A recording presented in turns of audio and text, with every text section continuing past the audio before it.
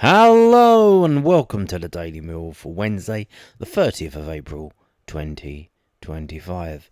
In today's Mill news, it is with some sadness that I have to inform you that Peter Burridge has passed away. Passed away today, this morning. This is from millfc.co.uk. Millwall Football Club is saddened to hear of the passing of former player Peter Burridge at the age of 91. Peter played 91 times for the Lions across the 1960-61 and 61-62 campaigns, scoring an incredible 62 goals in those two seasons.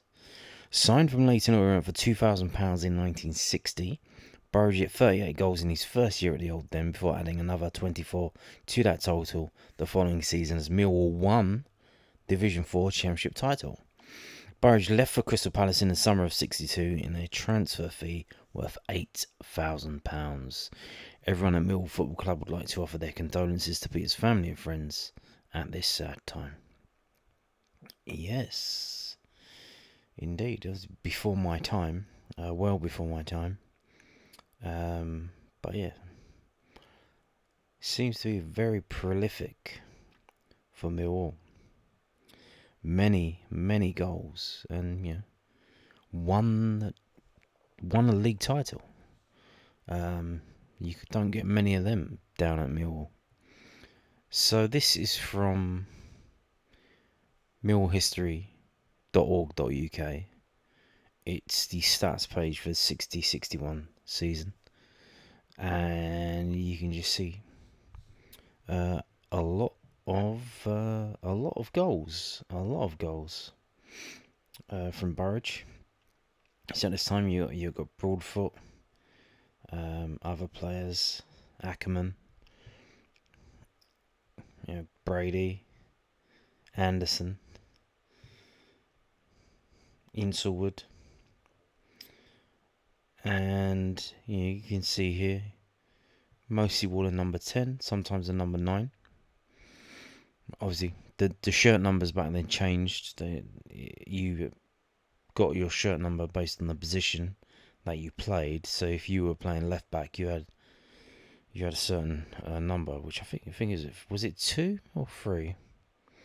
I don't know, before my time, obviously.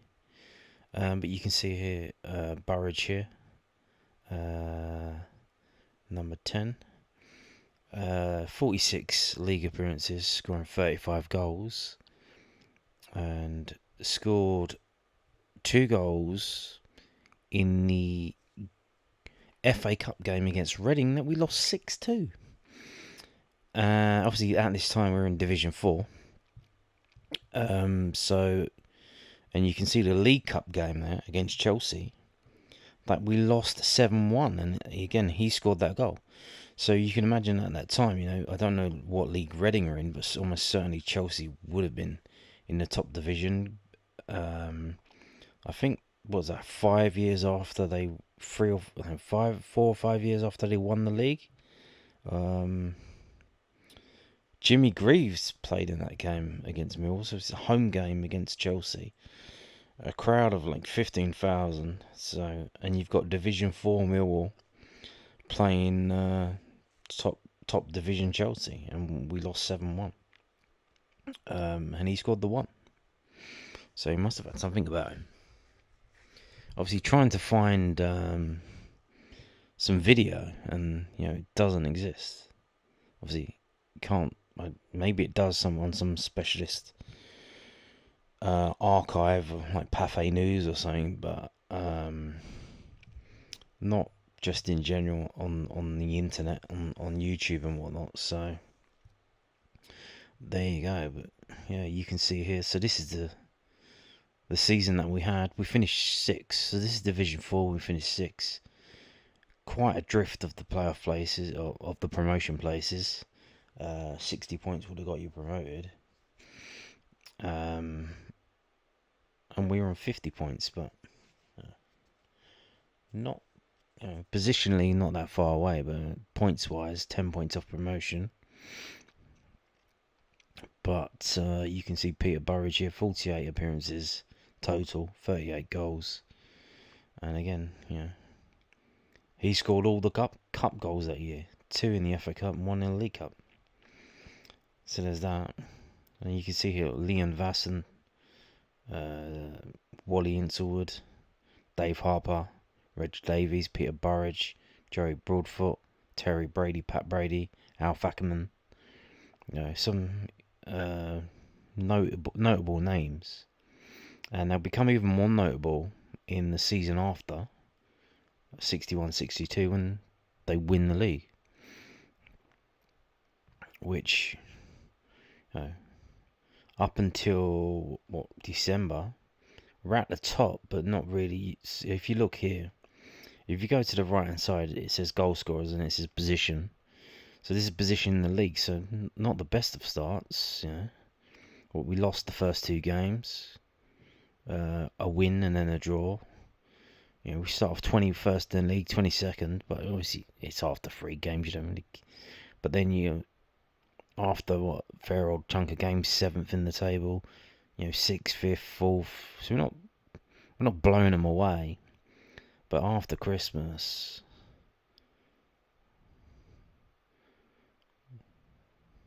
we're 4th, we're 3rd, we're 2nd, we're 1st. We go top of the table on 31st of March. We drop down to 2nd because we lost away at Southport. And then we reclaim top spot by beating Hartlepool 3-2. And we stay top until the end of the season. Interesting to note here, I don't know what was going. Maybe it was a really bad winter, or the winter of 61, because we play on the 16th of December, and then we don't play again until the 30th of December. Clearly, back in those days, there was no winter break, so that's interesting. And if we go down, we'll skip this one, but you go here. So Peter Burridge, again, wearing number 11 a couple of times this season. 3 times in the early part of the season. I don't know if they changed it up, because obviously the first 2 games lost. Or maybe there was an injury. You got Spears wearing 11, Wright wearing 11. But then Burridge goes back to wearing number 10. And as we go down, you can see here less goals, but win the league. 41 league appearances, 23 goals. We lost to Northampton in the FA Cup away. How things don't change today. The more things change, whatever the quote goes, the more things change, the more they stay the same. Losing in the FA Cup to Northampton. And in the League Cup, 2-1 to Warsaw, and he scored the goal in that. So you go down here. So he finished the season as top scorer, just above David Jones with 22 goals in 43 games. He got 23 and 41. So he got 1 more goal in less games. So there you go. That's not bad, eh? And you can see here, Harry Cripps. Breakthrough season for Harry Cripps. 3 appearances. Harry Oberney, Peter Reeder, Joe Stocks, Gary Townend, Carl Wilson, Tommy Wilson, Billy Wright. See, and this is the team. Here we go. Won the league. 56 points. So obviously compared to the season before, we got 56 points, and that was enough to win the league, whereas before we got 50 points, and Peterborough won the league with 66.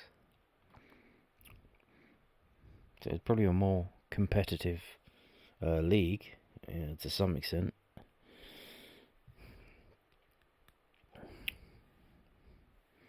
So there you go. Not bad, eh? Not bad at all. Man, what a league. Look at this. Colchester scored 104 goals. That's pretty crazy. 104 goals. Wow. So yeah, Peter Burridge, 2 seasons. So kind of like Zion Fleming, comes in for cheap, buy him for cheap. Well, £2,000. I say cheap. You buy him. Has 2 great seasons, scoring so many goals, and then he gets sold on for a profit, quite a hefty profit. So there you go. So yeah, rest in peace, Peter Burridge. Now moving on to the here and now, the current squad, who are aiming to write history themselves on Saturday by performing the Herculean task of beating Burnley at home. Burnley haven't lost a home game all season.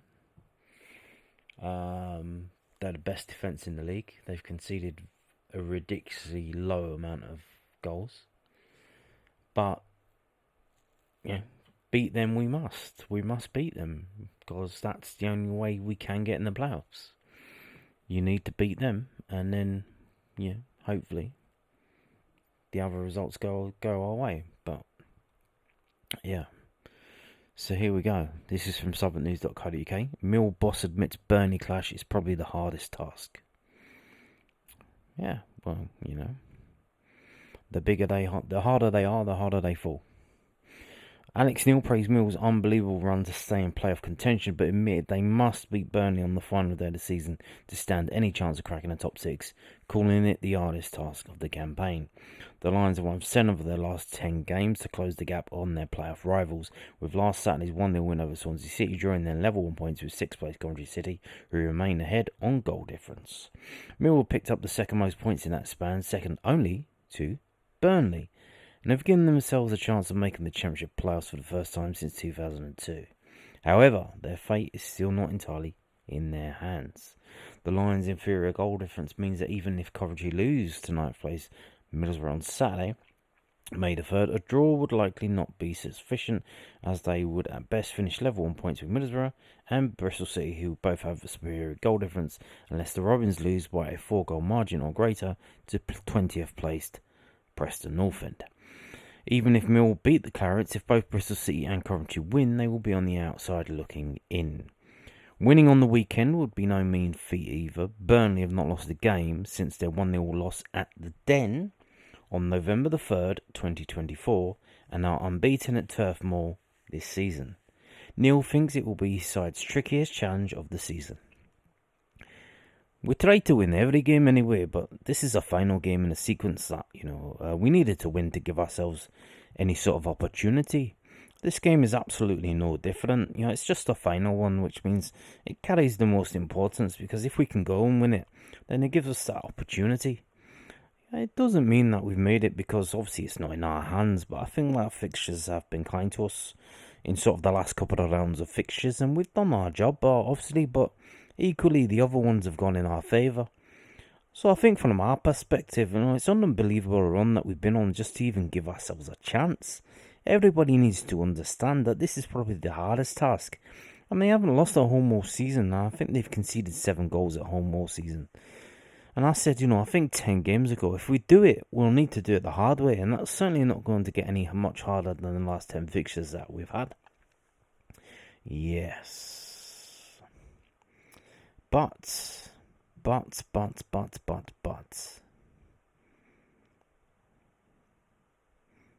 Is it impossible? No. They are not gods. They are not superhumans. If you prick them, they will bleed. And we must get our pound of flesh. Now, moving on to this. From londonnewsonline.co.uk, the South London Press.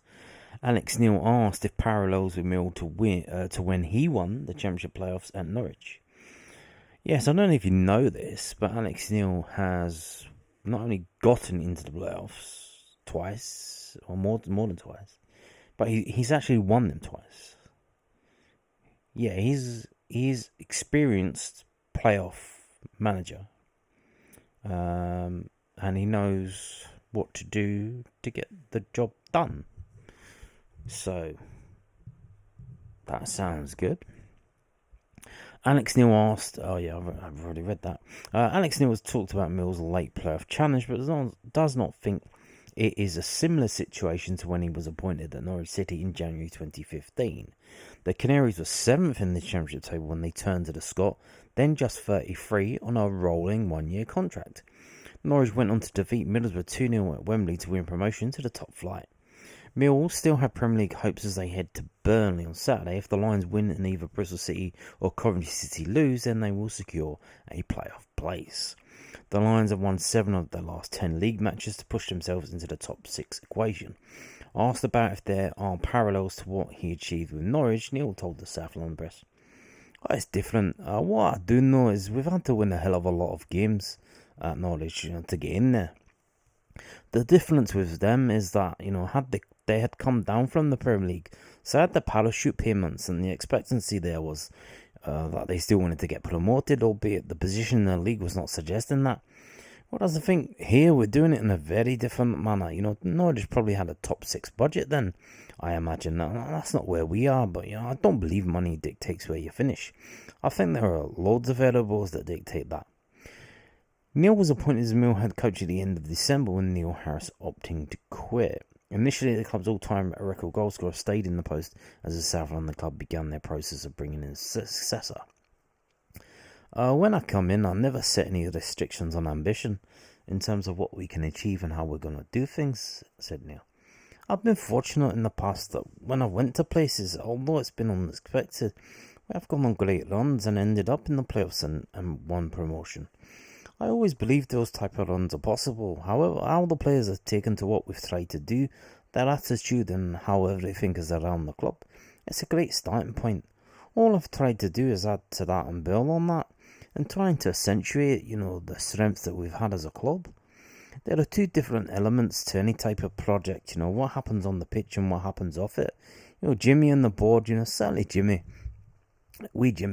I've got a clear idea of what they want the club to look like and what he wants things to be. And my job is to try and implement that as best as I can. And naturally, that takes time, and you can't make too many alterations or changes too soon. And it's really important we nudge these things along in the right direction. But then you've got the other side, which is on the pitch. And on the pitch, I can't have any restrictions, because you can go and win every game, but equally, you can go and lose every game. From my perspective, it's just a case of let's try and win as many games as we can. And the more wins you get on the pitch, then the more buy-in you get, and you're going to speed that process up. And, Jimmy and the club are realistic about where we want to go. If we can get there sooner, then maybe scheduled even better. Now, that is interesting. I have mentioned before that, the club seemed to be putting the brakes on the promotion situation. They started to rent out the pitch, even though there was kind of a chance that we could get in the playoffs. And they rented out the pitch for charity games and that, which they've now postponed, by the way. Not only that, but they keep talking about next season. They put the season tickets up very early on, which I'm going to mention in a minute, because the save things up in a couple of days. So they're really cast an eye on the future.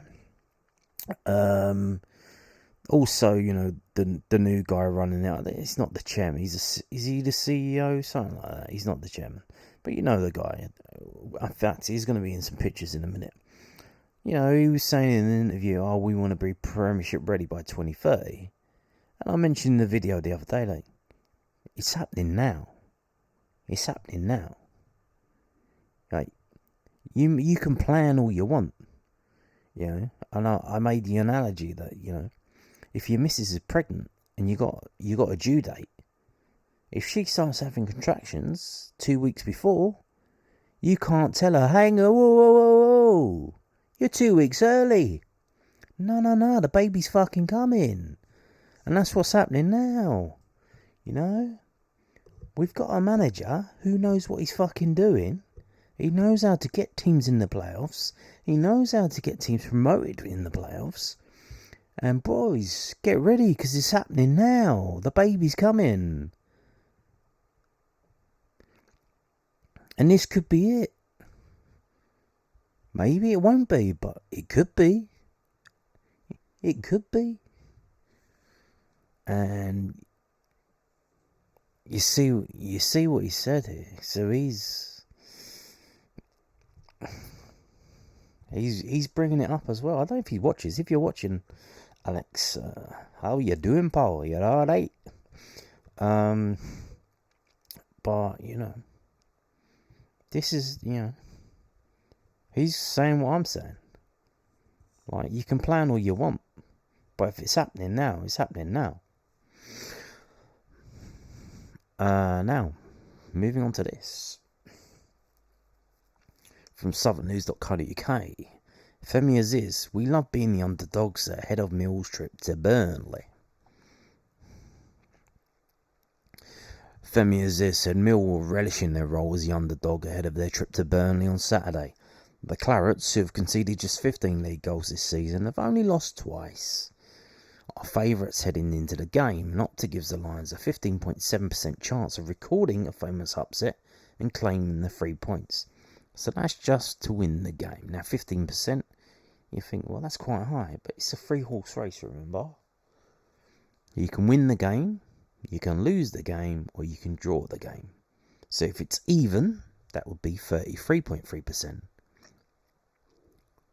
So 15 is about half of that. So what would that be? A 6? They've given us a 6 chance. Okay. So that means if we play that game 6 times, we'll win it once. However, Mill have thrived as the underdogs this season and are the only team in the Championship to beat each of the current top 3. Leeds United, Burnley and Sheffield United. Well, they're not only the current top 3, they will be the top 3. Sheffield United cannot be caught. The only thing that can happen is Leeds and Burnley can change places. Leeds, Burnley and Sheffield United are the top 3. They will be the top 3 after the final game in the season. That's a fact. Aziz believes his side can spring one more upset. Oh, we're the underdogs, aren't we? We love being the underdogs. There's no pressure on us. It's our cup final. We're just going to go out there and play our game. The last game they lost was against us. So if we can do the double over them, that'll be fantastic. And we're going to just play how we play and try and walk away with the 3 points, really. I think we've done that to a lot of teams this season. Leeds, for example. We were the underdogs and Leeds at home as well. There's been loads of teams we've beaten that have been good. Swansea as well. They hadn't lost in 6 games and we won against them the other day. So I think we're there without pressure, really. Exactly. Now, moving on to this. We've got the club have done a little roundup of the game at the weekend against Swansea. And, before that. 25-26 season ticket saver period deadline is approaching. Yes, if you wanted to get a super duper cheap season ticket, the time is now. Interesting enough, Friday the 2nd of May, which, obviously everyone's on a high. I would imagine, if the result on Saturday doesn't go away, if the deadline was on Sunday, it wouldn't be as advantageous to Mill having the deadline on Friday. But obviously this was done a couple of months ago, so they want to know that. Almost 6,000 Mill fans have secured their seats for the new campaign at the Den, and you have until 11:59 on Friday the 2nd of May to take advantage of fantastic discounts and join them. Be a part of the action as the Lions form in the future across the new season, representing the best value for money way of watching Mill during the campaign. Don't miss a beat and secure your seat today.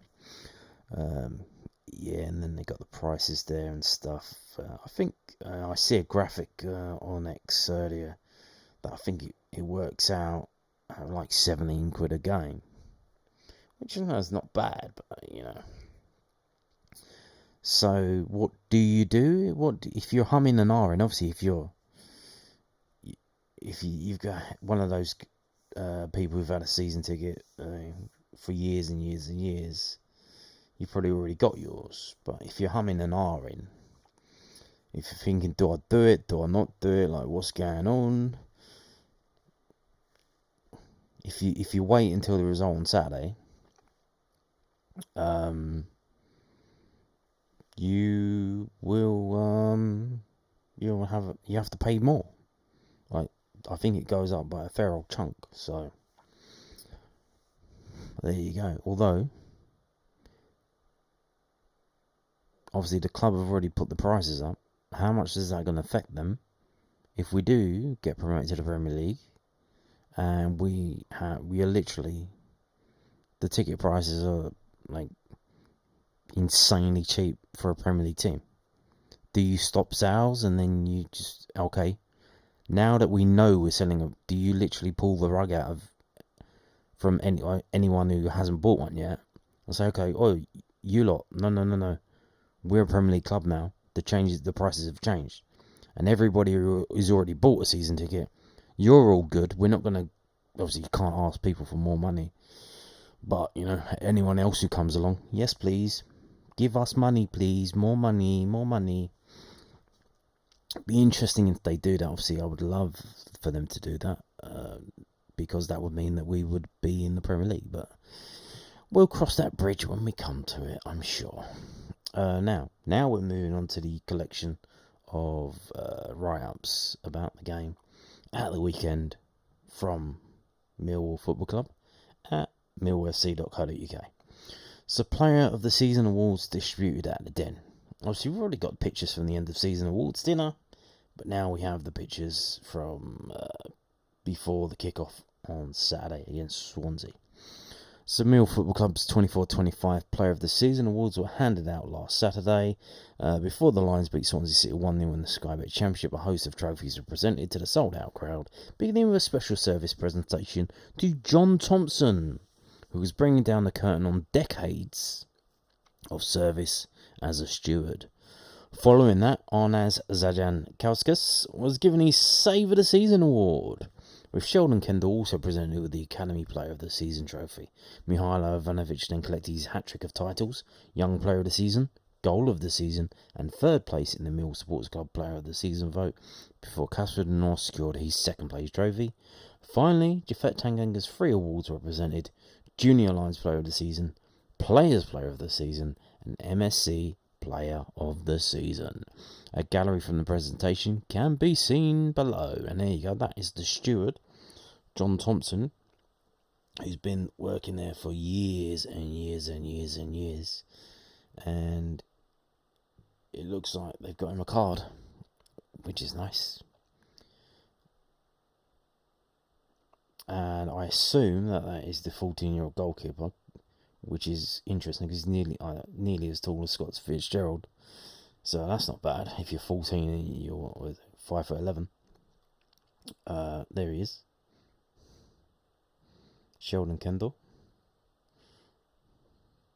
He's Sheldon, isn't it? I think so. There's the man himself, BFS. Casper.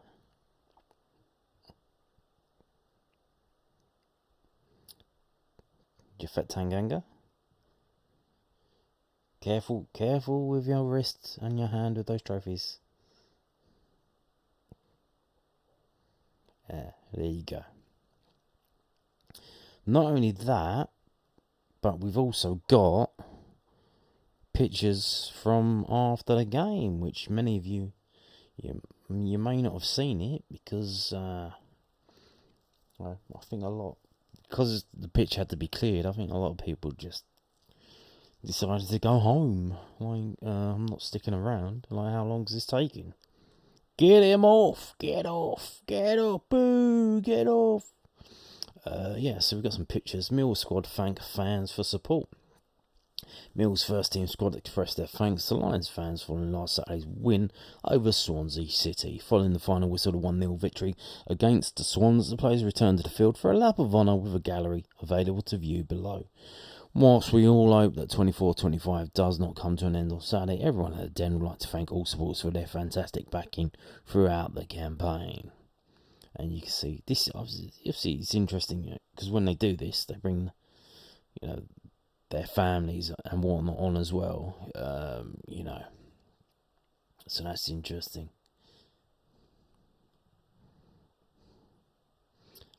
Liam Roberts, there he is. Has he got a mobile phone in his pocket, or is he just pleased to see me?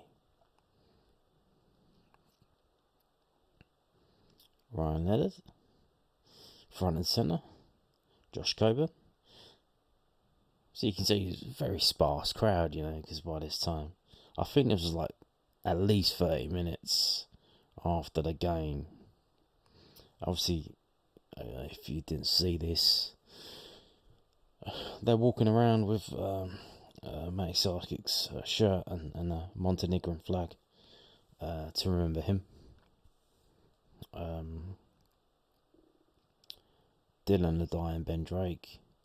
I do wonder, I don't want to be crass, but are the players worried at all? Because, last summer, they're about to break up for summer. Last summer we lost Matty Sarkic. The summer before that we lost JB. Are they looking around at each other thinking, who's it going to be this year?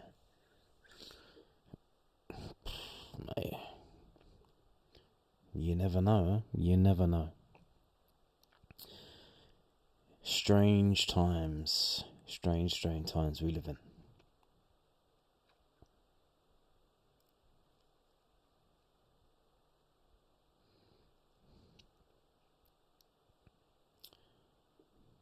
Domu. That must be his brother, because he's kind of like him. If you squinted, you'd think that was him.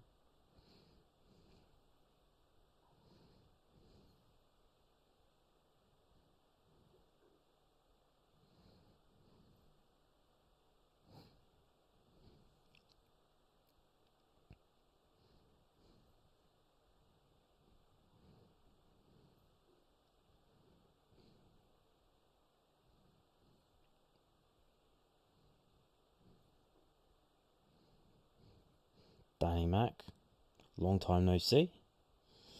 George Saville.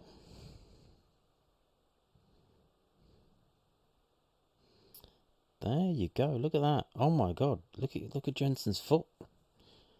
Good Lord. That's the goalkeeping crew.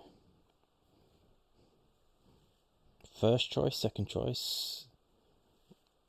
Under 21, under 18s. Goalkeeping coach. They're all there. Jay Cooper. That girl. She looks so sad. The little girl there. Is she okay? Back round to the beginning. And here we go.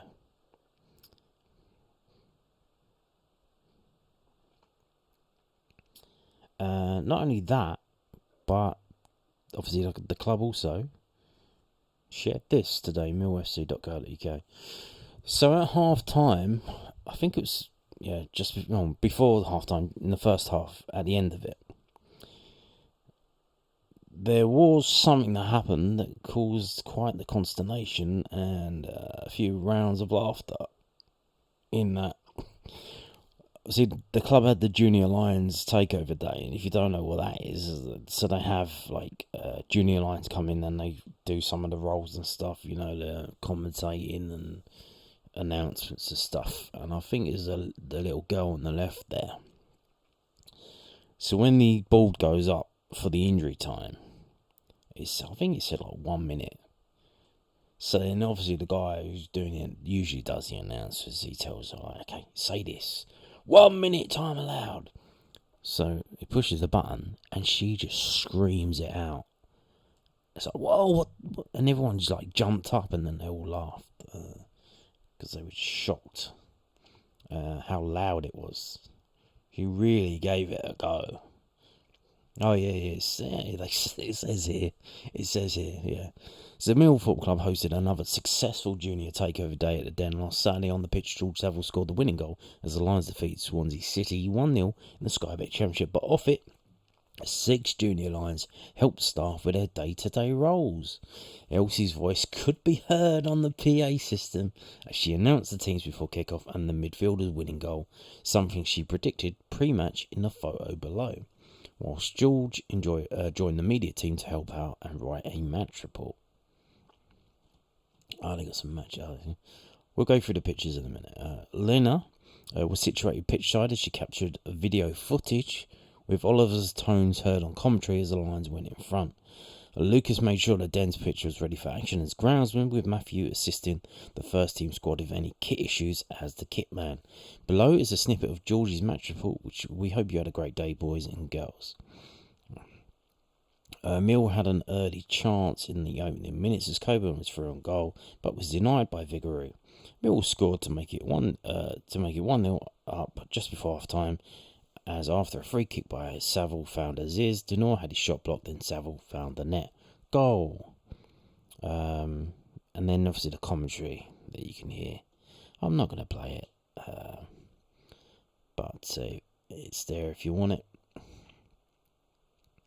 So there you go, groundsman, obviously sorting out the corner flags. There you go.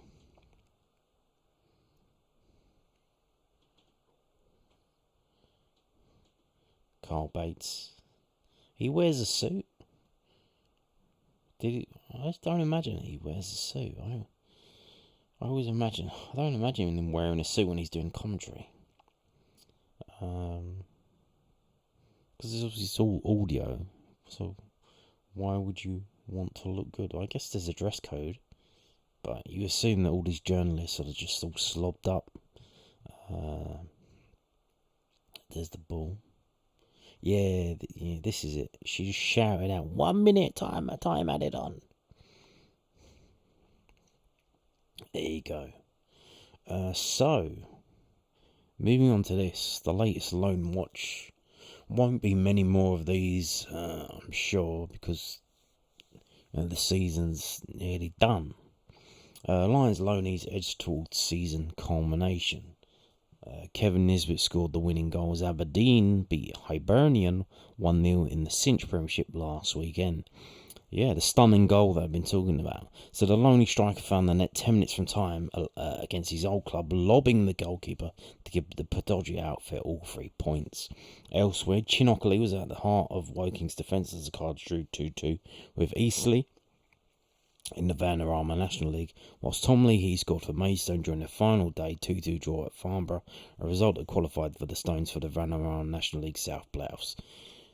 Technically it didn't, they were already qualified, which is, it was one of those where they couldn't be taken because of the goals difference, so literally it was a dead game for them. But it was I think all of the teams above them had insane, they could all literally win the league. There were 6 teams who realistically had a chance of winning the league.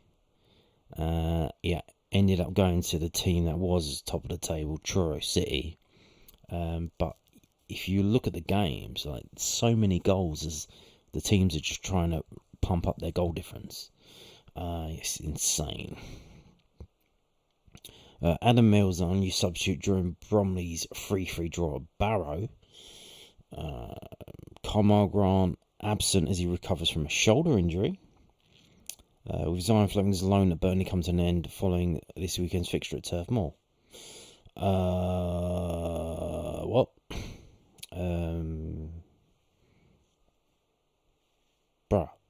It's a loan that's been confirmed because his thing has been triggered. So these are the upcoming fixtures. Sutton United versus Woking on Bank Holiday Monday. Tom Leahy played today in a playoff league quarter final. Don't know if I can get the result for that up while I'm waffling on. Probably not. Just give me a second. Okie dokie. I bet it won't come up. If it don't come up on the main page, I'm not gonna.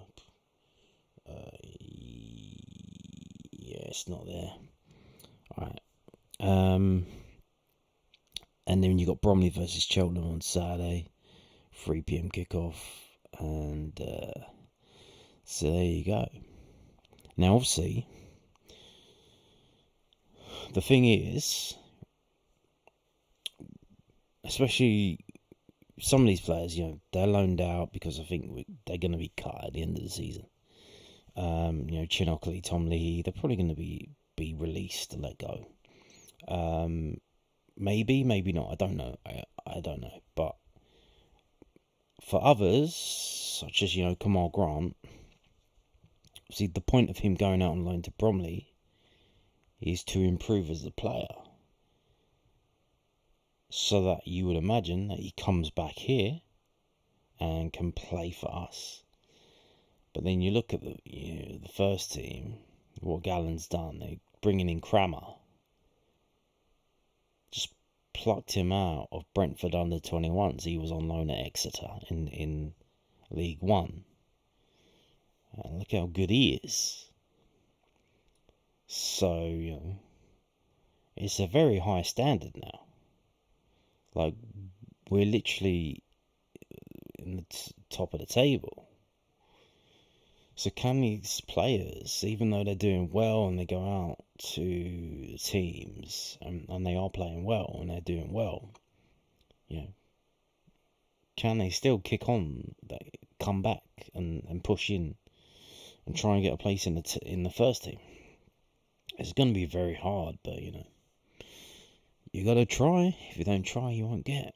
Now we're going to finish by talking about this. The club have put this up. The tickets are on sale already. You don't need to buy a ticket in advance. You can just turn up on the day. That's how it normally goes. But yeah, the home finale for Millwall's under 21s is on Friday, as mentioned loads of times previously. We need to win this game. It's a must-win game. And then we need to hope that Brentford and Bournemouth, either one of them, drop points. So quite similar, almost identical to the first team situation, in that we need to win and we need one of the two teams above us to drop points. It's the same.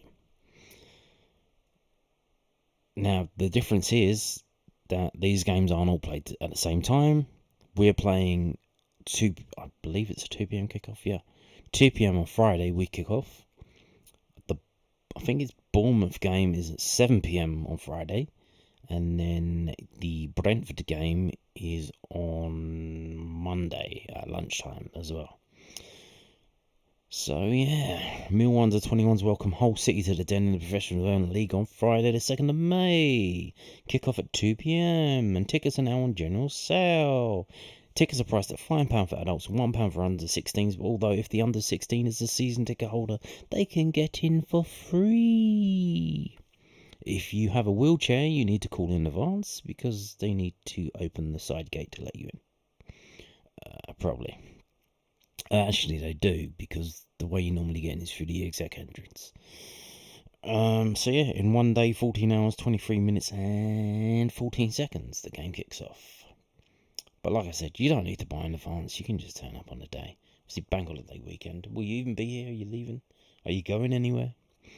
I imagine a lot of people probably going up early. I've seen a few people saying they're going up to Blackpool for the Burnley game. So they're going to be spending Friday in Blackpool and then going to the Burnley game and then I presume going back to Blackpool. So yeah, and there you go. On that note, thank you for watching and goodbye.